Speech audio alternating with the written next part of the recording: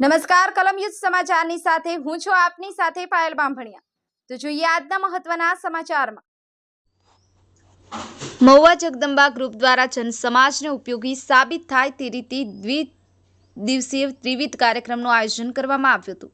આ કાર્યક્રમ કેજી મહેતા કન્યા શાળામાં દીકરીઓની સેલ્ફ ડિફેન્સ પીએસઆઈ ભાનુમતીબેન ચુડાસમા દ્વારા શીખવાડવામાં આવ્યું તેમજ સદભાવના ટ્રસ્ટ હોસ્પિટલ કળસાર વડલી ડેન્ટિસ્ટ ડોક્ટરોની ટીમ દ્વારા દાંત અને મોઢાની માવજત જાળવણી જાગૃતિના હેતુને અનુલક્ષી અને વિનામૂલ્યે કેમ્પ યોજવામાં આવ્યો। એ સાથે દીકરીઓની આત્મરક્ષા માટે વિનામૂલ્યે સાપ્તાહિક કરાટેના ક્લાસ પણ શરૂ કરવામાં આવ્યા।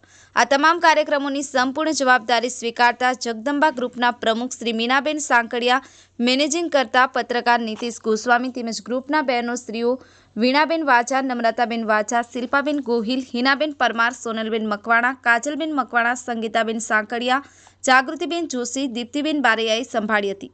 કલમયુદ્ધ સમાચાર કેશોદ।